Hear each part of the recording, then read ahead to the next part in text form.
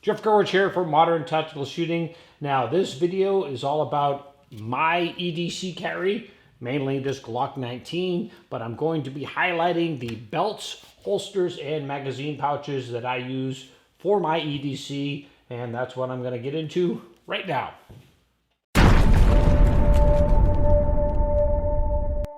So let me mention up front, I'm mainly going to be covering strong side carry in this video. Nothing against your appendix style method of carry. It's just not for me. I have one appendix style holster. It's a G-code incog, very popular holster for appendix carry. It's just not for me. I've been carrying strong side forever. Now there's 3 reasons why you need to invest in a quality belt and at least one quality holster. For every firearm or EDC handgun I own 2 or 3 holsters for that pistol. That way I have options on depending what I'm doing. But there's 3 reasons why you need to invest in a quality belt and holster. The first is security, and then speed, and last is concealability. With security, a normal pants belt is going to sag, and those cheap $15 nylon holsters that are out there do not secure the firearm properly. Even a open top holster that is quality built, that doesn't have any active retention methods on here, like a thumb brake or a toggle or some sort of lever, is still going to offer a level of security, and that it will only allow the pistol to come straight up and out of the holster, which will help defend a gun grab. If somebody's trying to draw it at an angle, it will make it very hard to. And that's in conjunction with a proper sturdy belt. With a proper belt, it's not going to allow the holster to be yanked forward or back, making it easier for a gun grab. So that's your security aspect. And if you can't run a quick sprint without your pistol falling out of the holster, you need to relook your setup. The next is speed. With a quality belt and holster, it will allow for a clean, crisp draw. A normal pants belt is going to sag and give, and it will suck up the holster as you're trying to draw the pistol. A sturdy belt and holster, it will allow for a clean, crisp draw. It will pop out of the holster, of course, giving you the most speed possible in employment of your firearm. And lastly is concealability.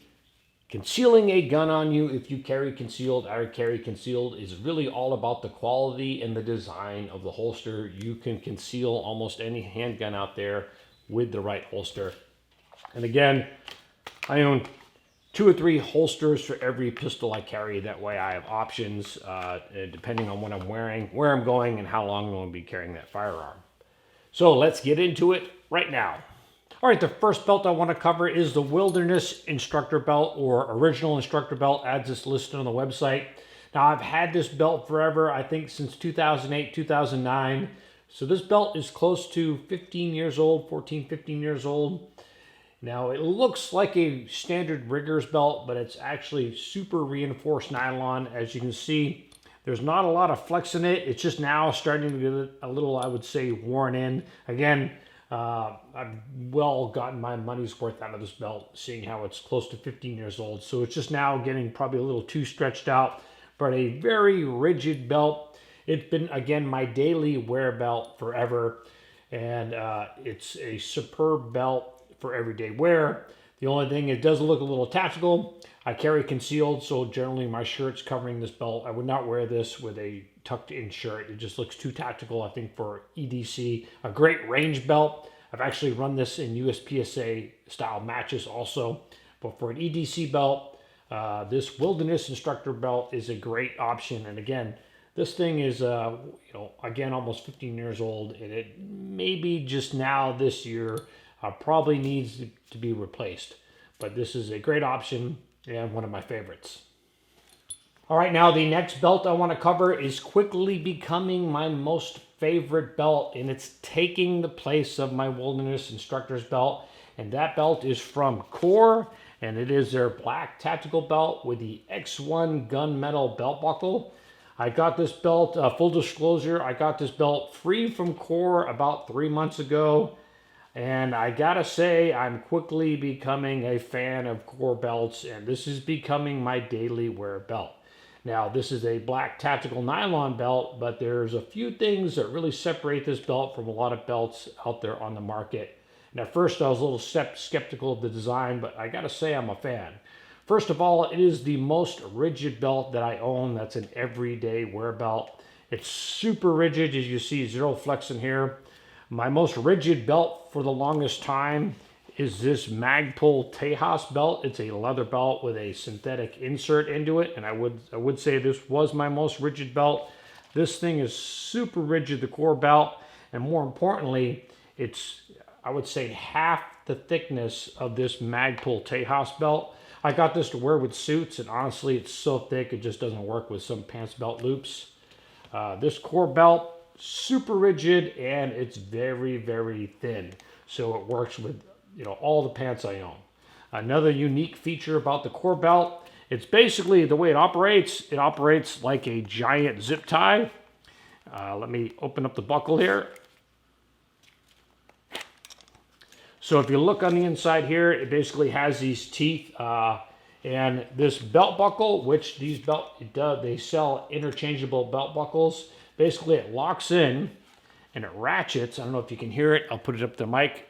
And it ratchets in basically like a giant zip tie. And on the bottom of the belt buckle, there's a little toggle. You pull that out and it releases the belt. So super easy design, very sturdy, very positive click locking. And again, it's unbelievably rigid. I mean, this belt does not want to sag at all. And again, very thin. And you can order different belt buckles. You can buy the belt as a base. This is called their X1 gunmetal black buckle. It's pretty cool. I'm becoming such a fan of the core belts. I'm going to buy a second belt. Again, I got this one free, but I'm going to buy a second one. They offer a leather looking belt. It basically has the same thing, a synthetic inside, but the outside is leather, just so I can have a more dressier style belt. And I think I'm going to order, I think it's the X2 gunmetal belt buckle. They have a solid one, just to give it a different look. But this is becoming, again, my daily wear or my EDC belt, just because it's so slim and it's so rigid. It's a superb belt. Highly recommend it. And the price, it's the same as a wilderness instructor belt. So given the choice, they're both right at $59.95, I believe. I think if I had to just choose one belt, I'm going to say, even though I've had this bad boy since 2007, the wilderness belt, I think I'd go with the core, just because it's so rigid and the belt buckle is so positive locking. All right, next up, let me talk about holsters. Again, I mentioned it in the beginning. When I buy a pistol, I usually end up getting 2 or 3 holsters for that gun. Sometimes when I'm waiting on a gun to come into the FFL, I don't have any patience. I'll start ordering holsters, and I'll have 2 or 3 holsters for that gun when it shows up. Again, depending on the use, my intended use for that holster. Now, my first holster I want to cover is by BladeTech, and it is their Nano holster. Now, it is a inside the waistband holster. If you order this right off the website, it comes with a belt clip, which I don't like at all. I ordered these loops separately. And if you look up Milt Sparks, it's a fantastic holster maker. Has been making holsters forever, but they're in leather. This is basically a injected molded plastic style Milt Sparks holster. Very simple design, but it's one of my favorites. Again, inside the waistbands, sits super snug to the body and provides a crisp, clean draw.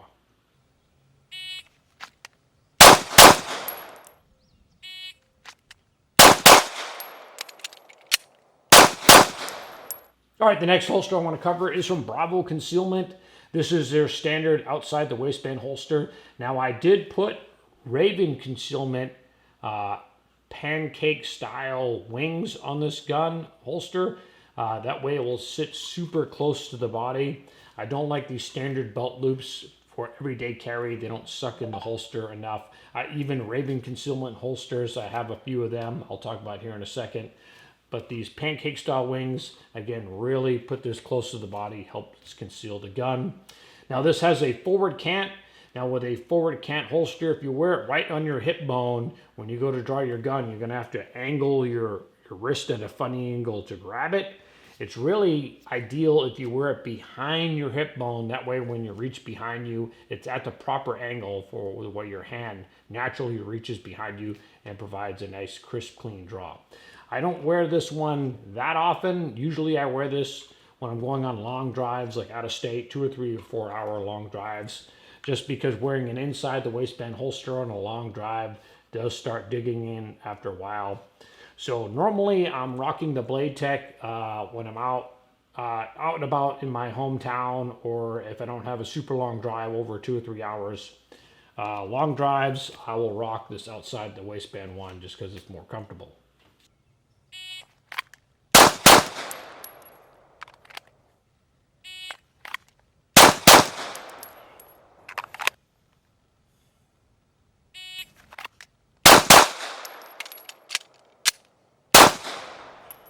The last holster I want to cover is, again, another Bravo Concealment holster. And again, this is a standard outside the waistband one, but it's set up for a pistol light. I don't usually rock a pistol light for EDC, but when I do, it is a old Surefire X300. And this holster is what's set up for that, so it works pretty well. Now, I do use the standard clips that come with that. The reason why I don't need the wings, pancake style wings on this holster, is because it's so wide with these standard belt loops. It does do a good job of hugging the body. So this is a pretty good holster for that. Again, if I say no, I'm going out to what I deem is a shady area and it's at night, then I at least want to have some sort of pistol light combo. So I have a holster set up for that. Now let's talk about spare ammo on you or reloads. Generally, I don't carry a reload on me for normal EDC. Again, only when I'm going on long trips or if I think I'm going to a shady area, then I carry one spare magazine on me. This, I believe, is a Bravo Concealment pouch and then has their belt clip paddle on here. Now, I carry one spare magazine for my Glock 19, but this has a Tyrant Designs +5 extension on here. I've been running Tyrant Designs mag extensions for quite some time now. I've done a ton of reviews for defensereview.com about Tyrant Designs. That's how I found out about this company. They also make a Glock 17 +5 extender, but for my EDC, I run one extended Glock 19 mag with the +5. This gives me 20 rounds in one reload. So I mentioned when I do carry, I carry concealed and I carry strong side just behind my hip. I've been carrying that way forever. Again, nothing against your appendix carry, guys. It's just not me. And I know under stress, no matter how much I practice, my hand's gonna naturally go to my strong side for the draw. Now here's just a quick clip of me drawing. And as you can see, I use the thumb hook method, which means I hook my shirt and I move out of the way with my firing hand. And if you noticed in the video, I kind of sometimes, and I do this subconsciously, I'll jut my butt out a little bit, and that just helps to pull the back of the shirt up. Now, if I do grab some shirt, it's no big deal during the draw because I just loosen up my grip slightly as I'm pushing the pistol out and getting my sights on target. Now, I do want to mention Raven Concealment.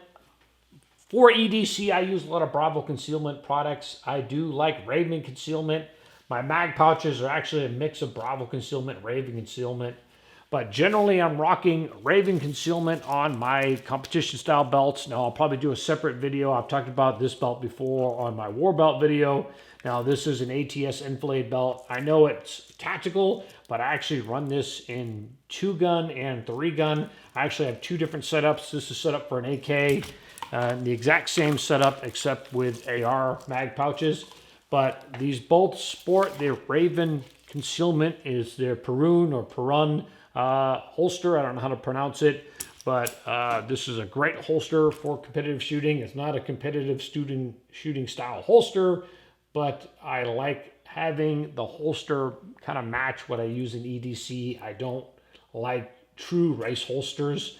I can run and gun in a match and the pistol's not going to fall out. But I'll probably talk more about my tactical / competitive shooting belt setups in a different video. So if you see me out and about, there's a good chance I'm going to have my Glock 19 Gen 5 in a BladeTech Nano holster inside the waistband and my core black tactical belt. This is my standard EDC loadout now, and when I do carry extra ammo, it's going to be a single magazine, Tyrant Designs +5 mag extension on here. So I've got 20 rounds in one magazine and a single mag pouch.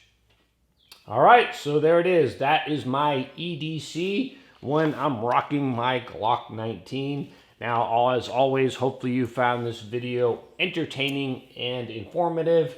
As always, I'm Jeff Gerwich. Thanks for watching.